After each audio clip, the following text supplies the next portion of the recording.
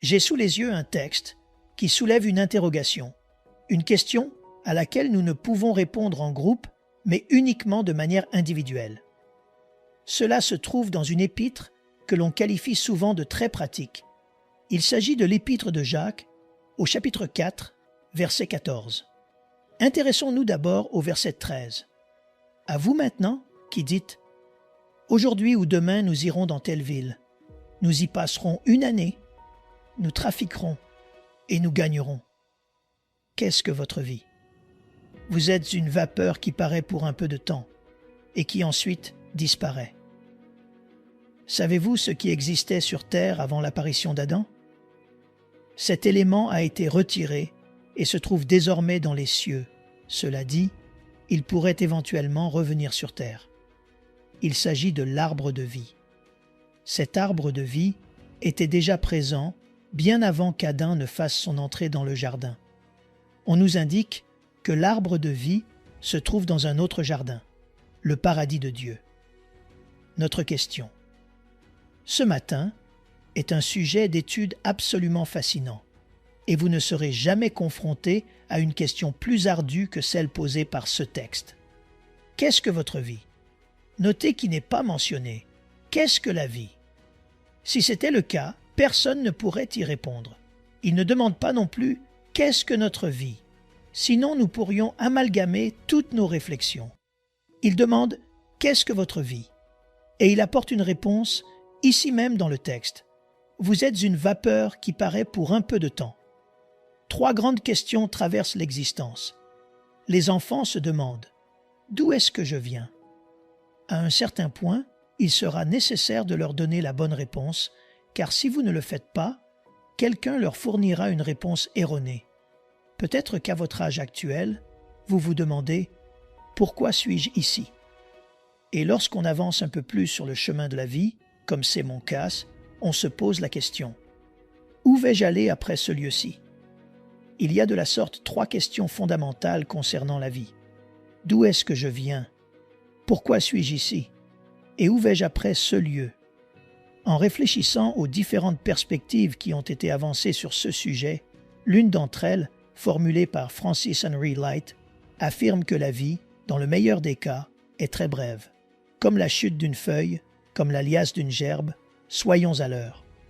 William Henry Monk a composé ce magnifique hymne intitulé « Reste avec moi » et dans ce chant, si vous vous en souvenez, il exprime ceci. Le jour naissant de la vie s'épuise rapidement à son terme. Un autre poète a proclamé que « les vies des grands hommes nous rappellent tous que nous pouvons faire de nos vies des instants sublimes et en partant, laisser derrière nous des empreintes sur les sables du temps. » Un autre a déclaré « La vie est palpable, la vie est belle et véritablement réelle, et la mort n'est pas son objectif. Tu es poussière et tu retourneras dans la poussière. » Genèse 3, verset 19. On ne parle pas de l'âme ici. Si ce livre, la Bible, aborde un sujet, c'est celui de la vie.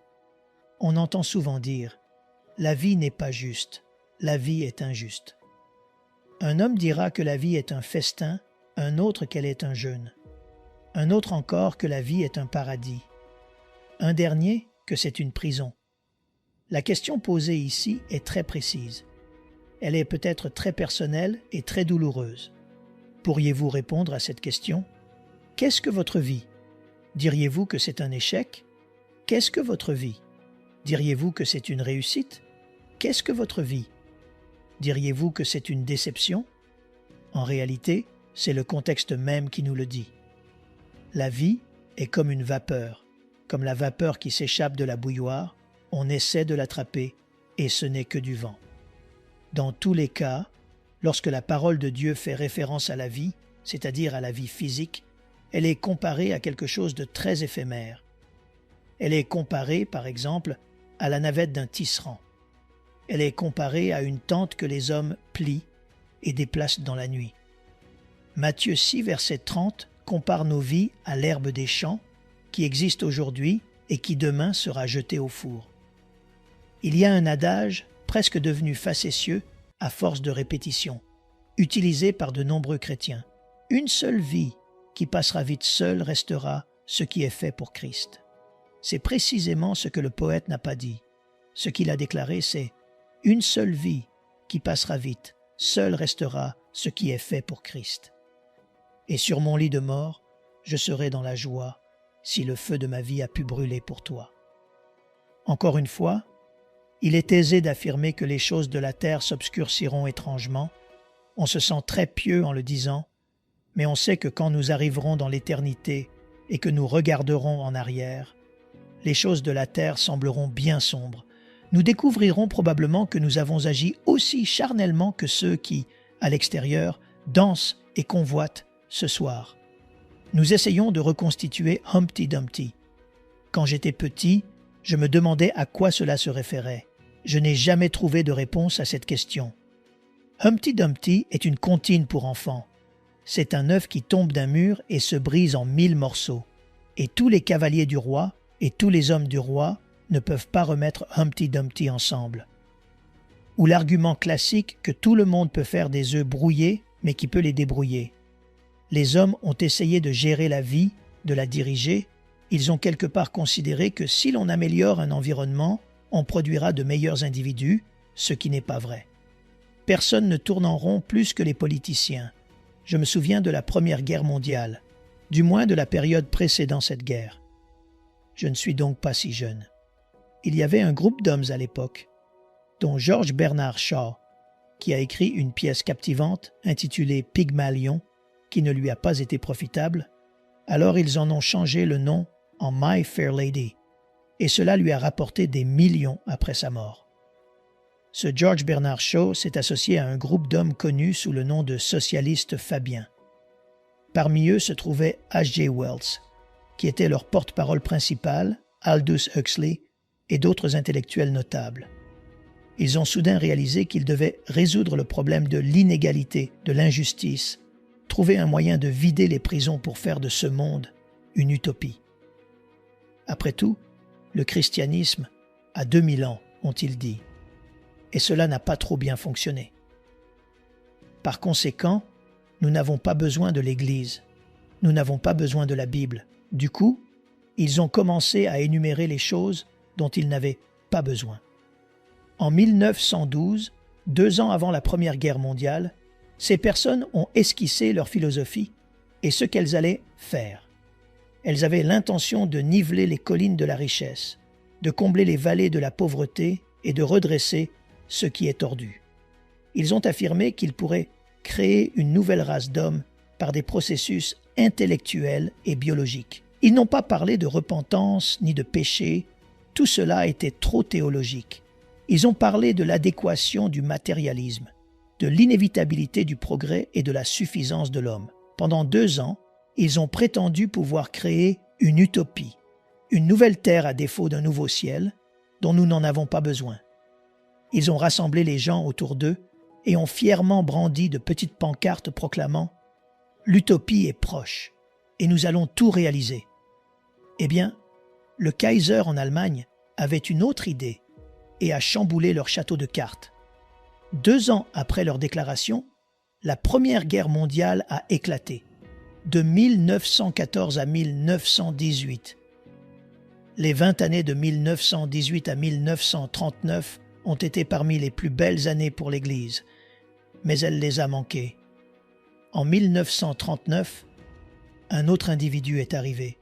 Il arborait une moustache à la Charlie Chaplin et un brassard. Il se nommait Hitler. Et nous avons réalisé que nous étions confrontés à de graves problèmes. À chaque conflit, la guerre devient de plus en plus diabolique, et la suivante sera inimaginable. Il y a un siècle, en vous promenant dans la rue, vous receviez une flèche dans le dos en vous exclamant « Quel indigène inculte !» Aujourd'hui, de jeunes intellectuels diplômés de Harvard et d'ailleurs peuvent lancer un missile sur une ville et l'effacer de la carte. Les peuples primitifs tuaient individuellement en faisant preuve d'un certain sens de l'éthique, mais maintenant, nous avons la capacité de détruire des villes entières. Il est envisageable qu'un tiers de la population des États-Unis soit anéanti en moins d'1 minute en cas de soudaine et terrifiante guerre atomique. La situation ne s'améliore pas. Pourtant, Ce soir, malgré tous nos progrès éducatifs, nous avons plus de péché, plus de misère, plus de bidonvilles, plus de maladies, plus de familles et de vies brisées. Le monde est un véritable asile. Malgré toutes les vies sacrifiées, combien de personnes sont mortes pendant la Première Guerre mondiale? Je ne suis pas sûr, peut-être 1 million d'Américains.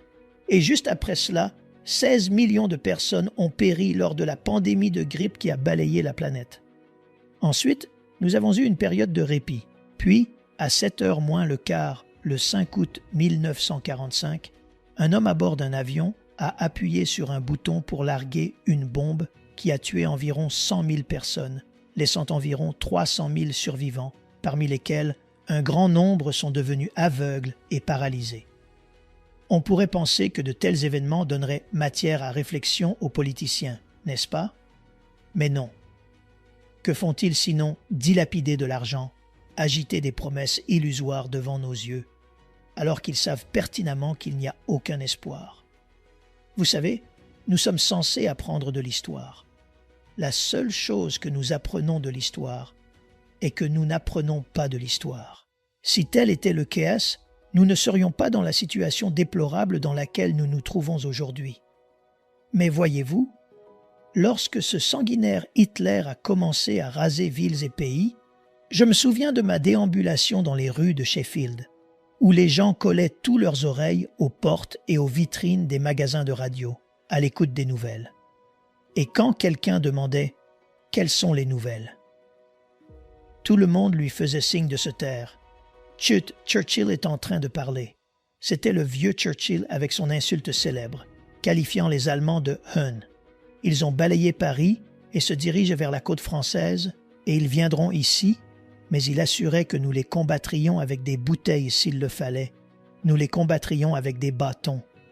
Je me suis imaginé sur une chaise, essayant d'abattre un Messerschmitt du ciel. Et il a galvanisé le peuple. Cependant, la guerre est devenue encore plus diabolique. Au beau milieu de ce conflit, H.G. Wells, qui avait déjà conçu avec ses amis le projet de purifier le monde de ses déchets moraux, de son fanatisme, de sa folie et de son injustice, d'égaliser les différences de richesse, de combler le fossé de la pauvreté, de redresser ce qui était tordu, avait écrit son Outline of History. Il avait rédigé son livre Crux Ansata, qui lui avait valu des ennuis avec l'Église romaine. Soudain, son esprit s'est éveillé, et il a écrit son dernier livre, dont voici le titre. L'homme qui rêvait d'un nouvel ordre mondial, celui qui, aux côtés de ses frères, pensait détenir la solution grâce à leur intellect surdéveloppé, a titré son dernier livre « L'esprit au bout du rouleau ». Il a abandonné tout espoir pour l'humanité en déclarant « Il n'y a pas d'espoir, aucun espoir pour la race humaine ». Il affirme que l'homme porte un vide en lui. Incroyable, il est presque devenu théologique. L'homme porte un vide en lui. Ce soir, vous êtes en vie, une vie physique, sinon vous ne seriez pas ici. Vous avez une vie émotionnelle, sinon vous ne pourriez pas rire. Vous avez une vie sociale, vous avez une vie intellectuelle, vous avez peut-être une vie spirituelle. Cependant, ce livre n'est en rien un compliment, sous quelque forme que ce soit. Benjamin Disraeli a dit « La jeunesse est une erreur, l'âge adulte une lutte et la vieillesse un regret. » Faut-il être un super-homme d'État pour adopter une philosophie aussi défaillante? La jeunesse est une erreur, l'âge adulte une folie, la vieillesse un regret. Bien sûr, si l'on rate le seul endroit où la vie peut véritablement être trouvée. Même du temps où il était en chair et en os, Jésus se lamentait « Vous ne voulez pas venir à moi pour avoir la vie. » Vous souvenez-vous de son affirmation majeure « Je suis le chemin, la vérité et la vie ?» Je suis le chemin, sans moi, il n'y a pas de voie. Je suis la vérité, sans moi, il n'y a pas de connaissance. Je suis la vie, sans moi, il n'y a pas de croissance. Je suis le chemin, c'est l'aspect extérieur. Je suis la vérité, c'est l'aspect intérieur. Je suis la vie, c'est l'éternité. Ce livre sacré est entièrement dédié à une idée, en CE, qui me concerne. Il raconte l'origine de l'homme. Je sais qu'à l'école, vous avez un professeur qui se prétend bien plus intelligent que vous. Elle a tendance à aller au zoo pour y retrouver son oncle. Je suggère que lorsque vous retournerez à l'école, vous apportiez une banane avec vous et que vous la lui donniez. Elle vous demandera « Pourquoi faire ?» Dites simplement « J'ai vu votre oncle Georges au zoo l'autre jour. Il n'avait pas de déjeuner. Pourquoi ne pas prendre ça pour lui ?» On m'a raconté qu'il n'y a pas si longtemps, les singes ont tenu une conférence. Ils ont réfuté l'idée d'avoir la moindre relation avec la race humaine. Ils ont procédé à un vote à main levée. Il y avait là-bas 10 000 singes, des chimpanzés et des orang-outans. Tous étaient présents, toutes les espèces et toutes les tribus. Les tribus globales de singes étaient là. Ils ont voté à main levée. Quelqu'un ici a-t-il déjà consommé de la drogue? Levez la patte. Personne n'a levé la patte. Êtes-vous déjà allé en prison? Levez la patte. Pas de patte levée. Avez-vous déjà été ivre? Non, non. Avez-vous déjà divorcé? Non. L'un d'entre vous est-il déjà allé dans un village pour le détruire et tuer tous ses habitants en une seule nuit? Oh, nous n'y penserions jamais. Eh bien, c'est ce que font ces singes qui portent des vêtements. Ils attaquent les gens la nuit et les tuent, et ils détruisent. Voici une vérité prodigieuse, admirable, que Dieu nous a donnée. C'est une chose stupéfiante quand on y pense. Que Dieu ait consacré un seul chapitre pour nous parler de la création du monde, et 7 chapitres sur la création du tabernacle dans le désert. Si seulement c'était l'inverse. Mais tout cela concerne la vie, toutes les formes de vie et, surtout, la vie éternelle. Jésus apparaît et quand il vient par une naissance miraculeuse.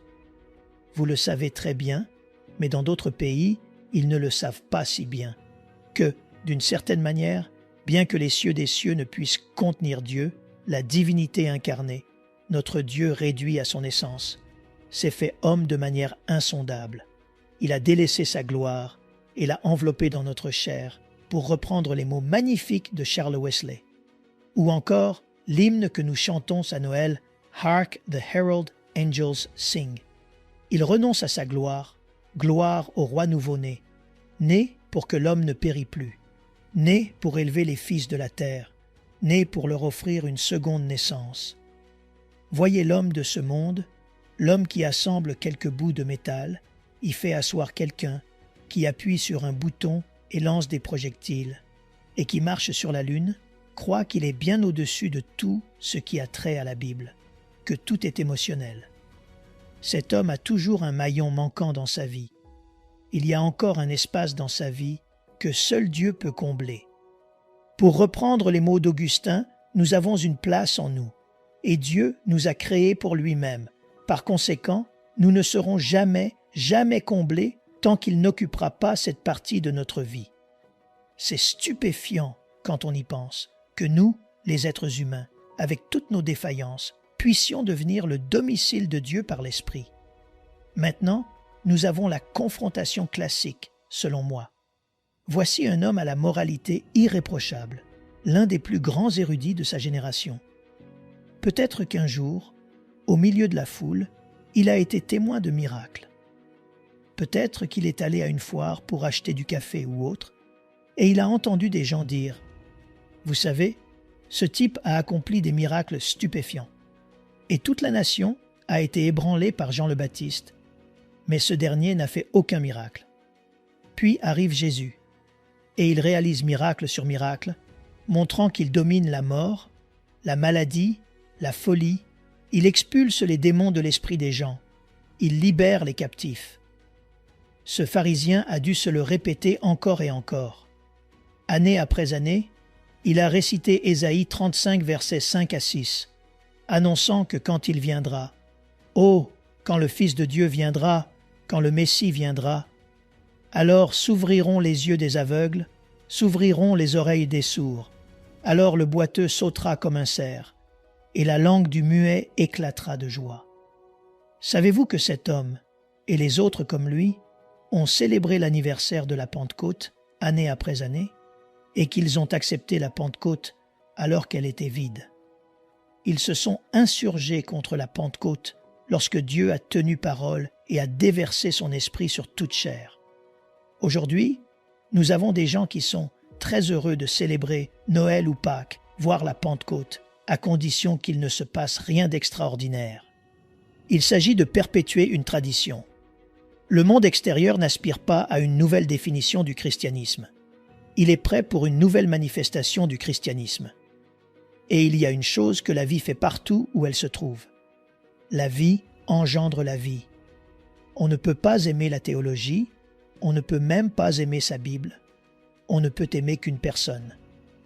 Je me suis souvent demandé ce que Paul a vraiment vu sur le chemin de Damas lorsqu'il a prononcé 4 mots simples. « Qui es-tu, Seigneur » Acte 9, verset 5.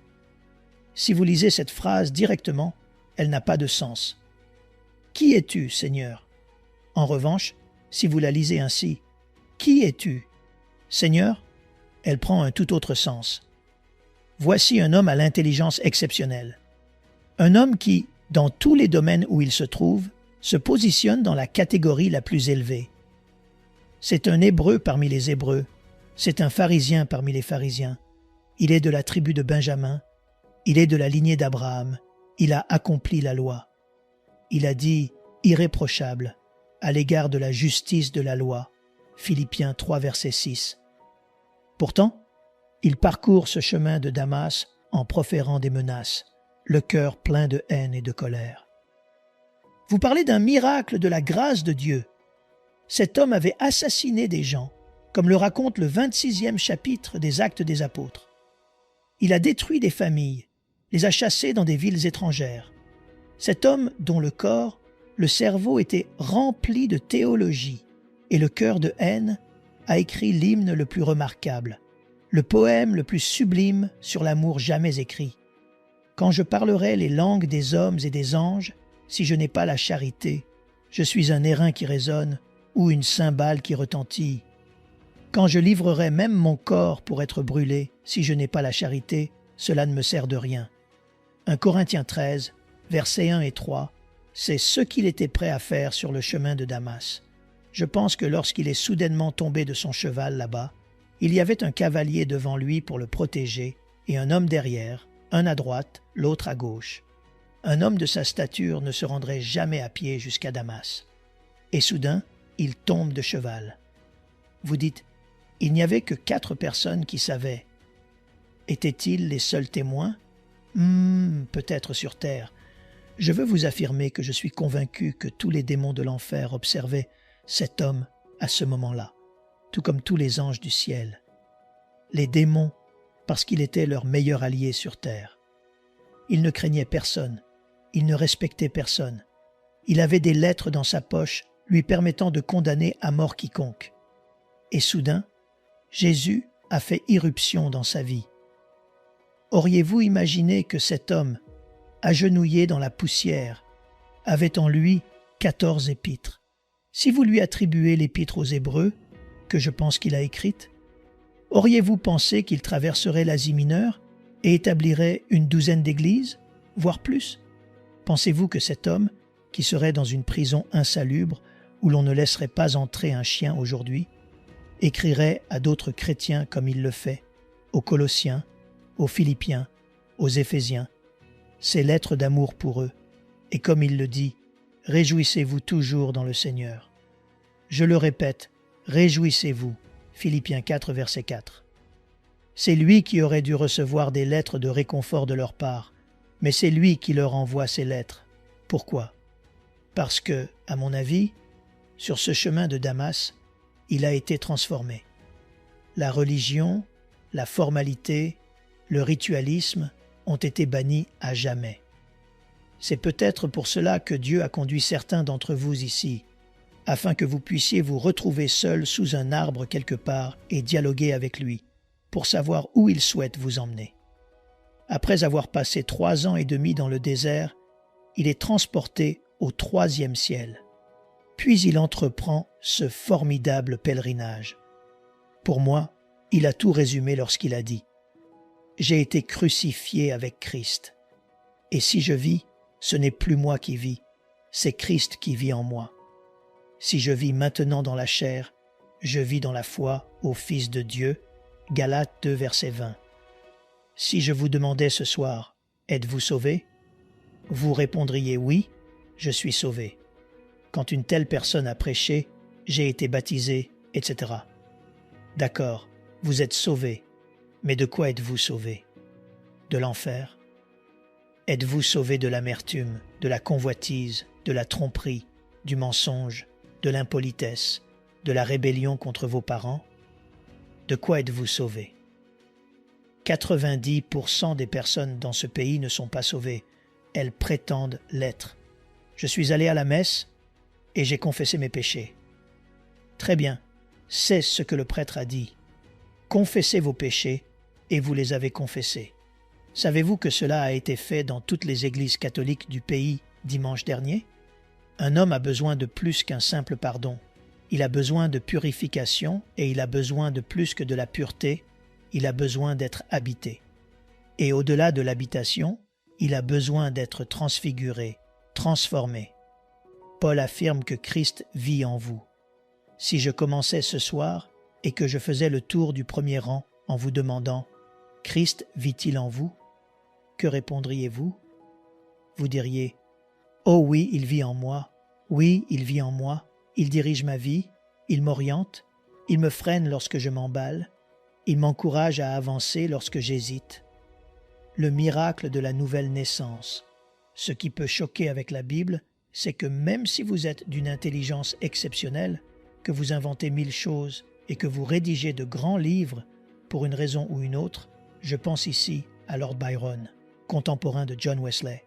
Byron a battu tous les records en matière de poésie et de publication de livres.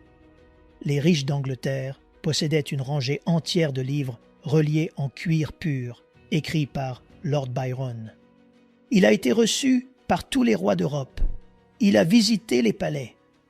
On le suppliait de venir honorer de sa présence leur demeure. C'était un homme d'une beauté rare, au teint pâle, aux cheveux d'ébène qui retombaient en boucle jusqu'aux épaules. Les gens s'évanouissaient en sa présence. Mais il s'est perdu. Si ma mémoire est bonne, il est mort à l'âge de 36 ans, frissonnant sur une côte, les pieds dans l'eau, en Grèce, et écrivant ceci juste avant de mourir. « Mes jours en sont à leur automne. Ni fleurs ni fruits d'amour ne tiennent. Vers, chancre et peine monotone, seuls m'appartiennent. » Quelle conclusion! N'est-ce pas dur de dire aux gens, « Écoutez, vous êtes peut-être un génie d'une intelligence supérieure, mais savez-vous qu'au fond de vous, vous êtes mort, pour la raison que vous n'avez pas de relation avec Dieu. » Il existe 2 sortes de personnes dans le monde, seulement 2. Non pas les blancs et les noirs, non pas les riches et les pauvres. Il y a ceux qui sont morts dans le péché et ceux qui sont morts au péché. Si je dis que la plupart des gens sont à demi sauvés, vous saisissez ce que je veux dire. Vous allez jusqu'à la croix, mais vous ne vous hissez jamais dessus. Vous allez chercher le pardon de vos péchés et vous vous sentez soulagé. Pourtant, le lendemain, vous retombez dans les mêmes erreurs. Quelle sorte de salut est-ce là? J'ai entendu un prédicateur anglais renommé dire « Vous savez, le Seigneur est miséricordieux. Si vous venez à lui ce soir, il pardonnera vos péchés de ce jour. Il pardonnera vos péchés passés et il pardonnera vos péchés à venir. » N'est-ce pas formidable? Imaginez qu'un homme se présente devant un juge et que celui-ci lui dise « Vous avez été jugé coupable d'avoir dérobé le sac d'une dame. L'avez-vous volé? » Oui. « Ah, vous l'avez volé? » Oui. Il contenait 100 $.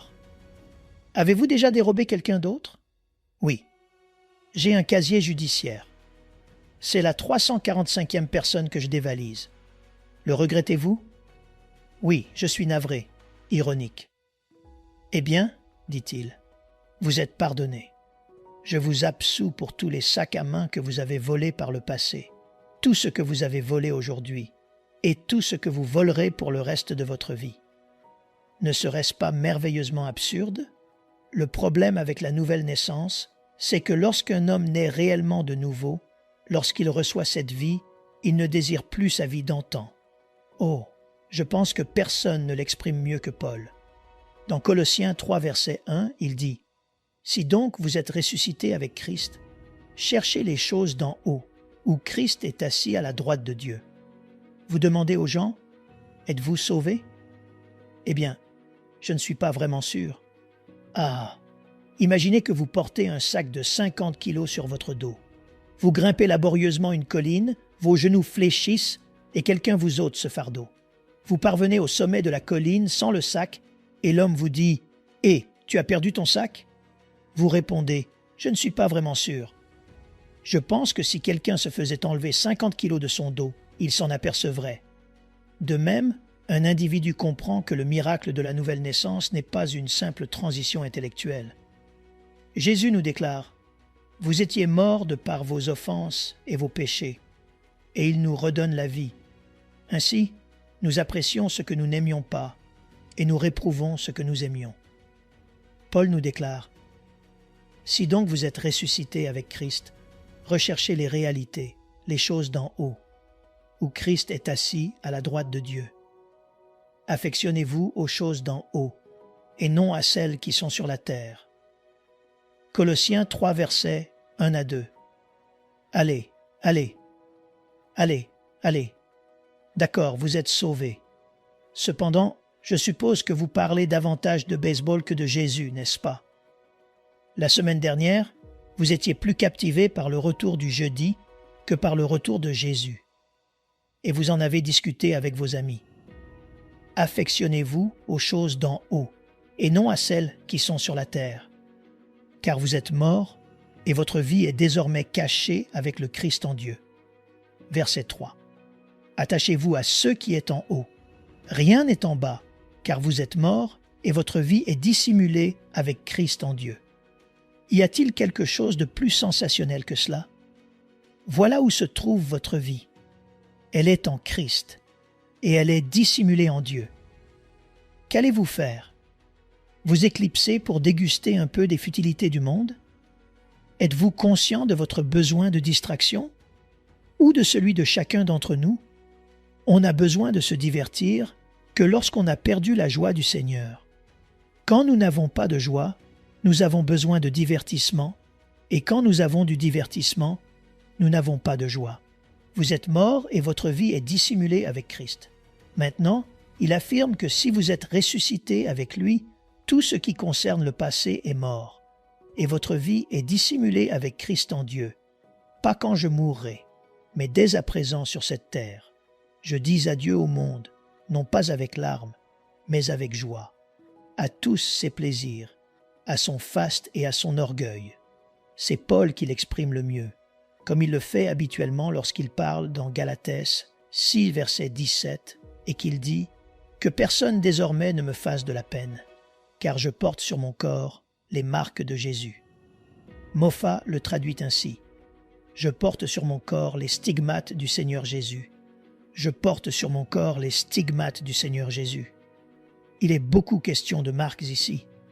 À l'époque où Paul a écrit ces lignes, un esclave pouvait fuir son maître malfaisant, son maître cruel qui lui lacérait presque la peau du dos quotidiennement.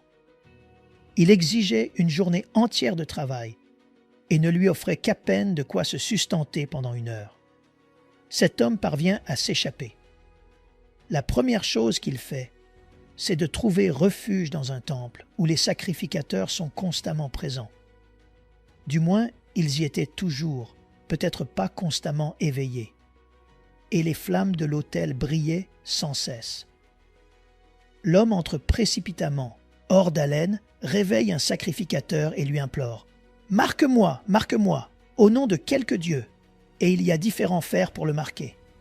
L'homme tend la main et ferme les yeux, et le fer est appliqué sur sa chair. Il crépite et il crie. S'il porte un vêtement, il est marqué à la nuque, et s'il lève le pied, il est marqué au talon. On lui applique un genre d'onguent et le laisse se reposer pendant quelques jours jusqu'à ce qu'il soit capable de sortir.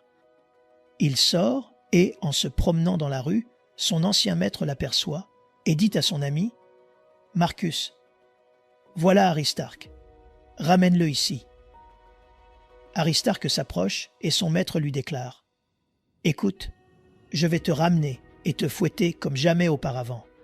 Tu vas porter des charges insoupçonnées. » Et il commence à lui énumérer ce qu'il va lui infliger. Et Aristarque rétorque. « Un instant, monsieur. Que voulez-vous dire ?» Il répond. « Regarde. » Et il montre la marque sur la main. « Regarde. » Et il montre la marque sur le cou. « Regarde. » Et il montre la marque sur le pied. Et l'ancien maître déclare. « Je n'ai rien à exiger de toi. Je n'ai aucun droit sur toi. Tu es la propriété d'un Dieu. » Et Paul déclare « Écoute, j'ai été marqué à la base de la tête parce que toute ma pensée doit être centrée sur Jésus. Cette pensée est renouvelée en Christ Jésus. Pensez-vous qu'il est allé aux Jeux olympiques, puisqu'ils existaient à son époque? Pensez-vous qu'il s'est amusé avec les biens matériels de son époque? Sa tête était marquée, tout comme ses mains et ses pieds. C'est pourquoi il a déclaré plus tard « Que mes mains accomplissent sa volonté, que mes pieds suivent ses chemins, que mes yeux ne voient que Jésus, que mes lèvres prononcent sa louange. » Tout pour Jésus, tout pour Jésus, tout mon être, toutes mes pensées, mes paroles et mes actions, tous mes jours et toutes mes heures. Êtes-vous uniquement un chrétien du dimanche matin? Vivez-vous, agissez-vous et existez-vous pour Jésus-Christ à chaque instant de votre vie? A-t-il investi vos pensées? Serait-il gêné de vous parler à un certain moment de votre vie ou de vos habitudes de vie? Paul déclare « Je porte dans mon corps la marque du propriétaire », annonce-t-il. « Je porte les stigmates de Jésus. Ses mains ne feront jamais rien que Jésus ne ferait pas. Ses pieds ne marcheront jamais là où Jésus serait mal à l'aise. Cette pensée ne concevra jamais rien qui ne satisferait pas le cœur de Dieu. » Puis il dit adieu au monde, déclarant « Désormais, que personne ne me trouble. Je porte dans mon corps les stigmates du Seigneur Jésus, car j'ai crucifié le monde en moi. » Prions. C'est une nuit sombre pour le diable. Il a perdu la maîtrise des vies de ceux qui entendent ce message. Elles ne succomberont pas à la tentation comme elles l'ont fait auparavant. Elles ne se laisseront pas intimider par le diable et agiront comme Jésus. Quand Satan est venu, il lui a opposé le livre saint. Il lui a dit « Il est écrit, il est écrit, il est écrit. » Imprime sur chacun de ces jeunes hommes et jeunes femmes. Ce soir ta marque, comme tu as marqué Paul et son esprit, afin qu'ils sachent qu'ils ont l'esprit du Christ. Marque leurs mains, afin qu'ils refusent de toucher à tout ce que Jésus n'aurait pas touché. Marque leurs pieds, afin qu'ils ne marchent que dans les voies de Dieu. Ô mon Dieu, je prie pour que, d'une manière ou d'une autre, tu puisses instaurer un souffle de prière et d'intercession là où tes enfants sont. Qu'ils parlent moins autour de la table et prient davantage ensemble, cherchent Dieu ensemble. Ô Dieu, donne-nous un cœur comme Jean-Baptiste pour préparer le chemin du Seigneur, de croire que tu nous conduiras dans des contrées où il y a des captifs, où il y a des gens totalement asservis. Et parce que nous y allons, la liberté viendra à eux comme elle est venue à nous. Nous prions pour qu'ils deviennent de véritables messagers de la puissance de Dieu. Garde ta main sur nous, nous t'en supplions, et permets-nous de partir sous ta bénédiction, au nom de Jésus. Amen. Que Dieu vous bénisse. Nous aimerions vous donner l'opportunité de faire de Jésus le Seigneur de votre vie. Voulez-vous bien prier avec moi? Dites Seigneur Jésus, je me repens de mes péchés. Viens dans mon cœur. Je fais de toi mon Seigneur et Sauveur. Et merci Seigneur pour le baptême du Saint-Esprit en moi. Dans le nom de Jésus. Par cette simple prière, nous croyons que le Saint-Esprit vous conduit sur le chemin de la nouvelle naissance. Allez dans une bonne église dont le fondement est la parole de Dieu, passez par les eaux du baptême et donnez à Dieu la première place. Nous espérons de tout cœur que ce message vous encouragera. Si vous connaissez quelqu'un qui puisse être encouragé, s'il vous plaît, envoyez-le lui pour nous aider à atteindre plus de gens et à propager l'Évangile. Édifions le corps de Christ ensemble. Appuyez sur la cloche des notifications et merci infiniment de nous soutenir en vous abonnant à notre chaîne. N'hésitez pas à laisser vos requêtes de prière dans la section des commentaires. Sachez que même si vous ne voyez pas de réponse à votre requête, que ce soit sur YouTube, email, Facebook ou sur Messenger, nous avons prié pour vous. Nous invitons humblement le corps de Christ à soutenir chaque requête en écrivant une prière dans la section commentaires. Tenez-vous ferme dans la foi avec nous pendant que nous prions. Que la grâce et la paix du Seigneur Jésus-Christ soient avec vous tous et qu'il vous bénisse merveilleusement.